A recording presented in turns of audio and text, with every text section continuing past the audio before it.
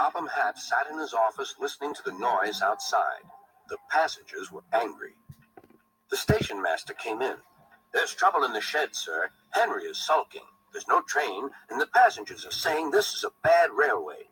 "Indeed," said Sir Topham Hatt, "we cannot allow that." He found Gordon, James, and Henry looking very cross. "Come along, Henry. It's time your train was ready." "Henry's not going," said Gordon. "We won't shunt like little tank engines. That was Thomas's job. We're important tender engines. You fetch our coaches and we will pull them. Tender engines don't shunt." "We'll see about that," said Sir Topham Hatt. "No engine on my railway is too important for small jobs." And he hurried away to find Edward. The yard has never been the same since Thomas left to run his branch line, he thought sadly. Edward was shunting. "Leave those freight cars, please, Edward," said Sir Topham Hatt. "I want you to push coaches for me in the yard." "Thank you, sir. That will be a nice change." "That's a good engine. Off you go, then."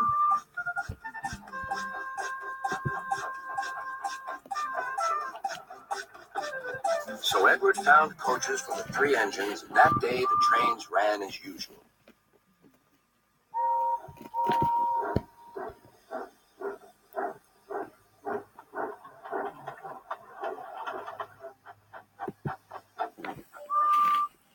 But next morning, Edward looked unhappy. Gordon came clanking past, hissing rudely. "Bless me," said Sir Topham Hatt. "What a noise!" "They all hiss me, sir," answered Edward. "They say tender engines don't shunt, and last night they said I have gray wheels. I haven't, have I, sir?" "No, Edward, you have nice blue ones, and I'm proud of you. Tender engines do shunt, but all the same, we do need another tank engine here." He went to a workshop, and they showed him all sorts of engines.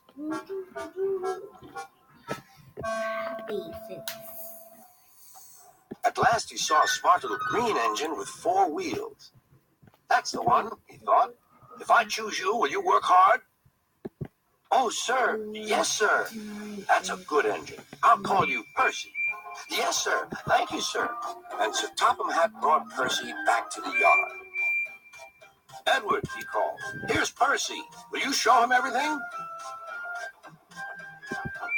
Percy soon learned what he had to do, and they had a happy afternoon.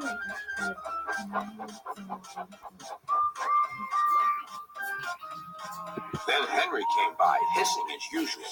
"Wheesh!" went Percy. Henry jumped and ran back to the shed. "How beautifully you wheeshed him," laughed Edward. "I can't wheesh like that." "Oh," said Percy, "that's nothing. You should hear them in the workshop. You have to wheesh loudly to make yourself heard." Next morning, Thomas arrived. "Sir Topham Hatt sent for me. I expect he wants help," he said to Edward. "Shh, shh, here he comes," replied Edward. "Well done, Thomas. You've been quick. Listen, Henry, Gordon, and James are sulking. They say they won't shunt like little tank engines. So I have shut them up, and I want you both to run the line for a while." "Little tank engines indeed," snorted Thomas. "We'll show them. And Percy will help too." "Oh, sir, yes, sir, please, sir," answered Percy. Edward and Thomas worked the main line, greeting each other as they passed by. Percy puffed along the branch line. Thomas was anxious about Annie and Clarabelle, but both driver and conductor promised to take care of them. There were fewer trains, but the passengers didn't mind. They knew the 3 other engines were having a lesson. Gordon, James, and Henry were cold, lonely, and miserable. They wished now they hadn't been so silly.